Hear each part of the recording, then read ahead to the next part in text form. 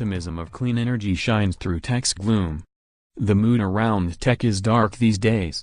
Social networks are a cesspool of harassment and lies.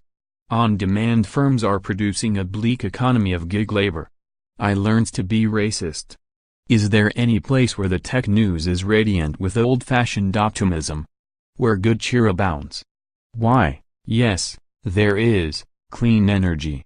It is, in effect, the new Silicon Valley, filled with giddy, breathtaking ingenuity and flat-out good news. This might seem surprising given the climate change denialism in Washington. But consider, first, residential solar energy. The price of panels has plummeted in the past decade and is projected to drop another 30% by 2022. Why?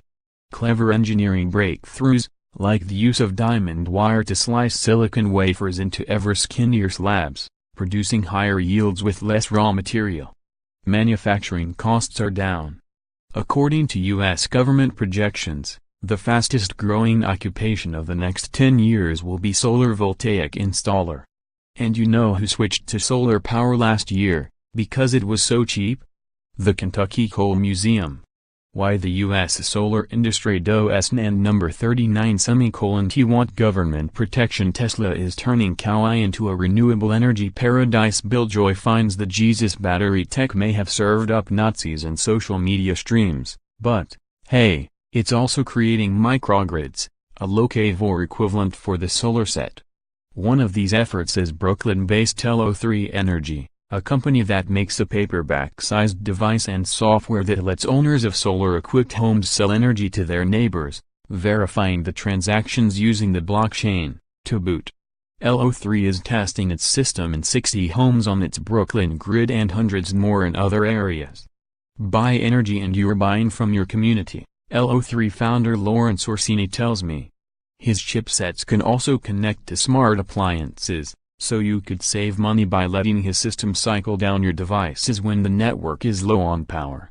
The company uses internet logic, smart devices that talk to each other over a dumb network, to optimize power consumption on the fly, making local clean energy ever more viable. But wait, doesn't blockchain number crunching use so much electricity it generates wasteful heat? It does. So Orsini invented Dare Henry, a rack crammed with 6 GPUs. While it processes math, phase-changing goo absorbs the outbound heat and uses it to warm a house. Blockchain cogeneration, people.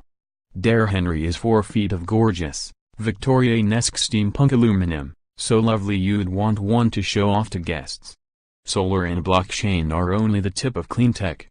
Within a few years, we'll likely see the first home fuel cell systems, which convert natural gas to electricity. Such systems are about 80% efficient, marvels Gary Golden, a futurist who has studied clean energy. He's also on LO3's grid, with the rest of his block. The point is, clean energy has a utopian spirit that reminds me of the early days of personal computers. The pioneers of the 1970s were crazy hackers, hell-bent on making machines cheap enough for the masses. Everyone thought they were nuts, or small potatoes. Yet they revolutionized communication. When I look at Orsini's blockchain-based energy trading routers, I see the Altair. And there are oodles more inventors like him. Mind you, early Silicon Valley had something crucial that clean energy now does not: massive federal government support. The military bought tons of microchips, helping to scale up computing. Trump's band of climate deniers aren't likely to be buyers of first resort for clean energy. But states can do a lot. California already has, for instance, by creating quotas for renewables. So even if you can't afford this stuff yourself, you should pressure state and local officials to ramp up their solar energy use. It'll give us all a boost of much-needed cheer. Write to clive@clivethompson.net. This article appears in the January issue. Subscribe now. The blockchain. Everyone in number 39 is talking about it. But what is it, how does it work, and what in number 39 is it for?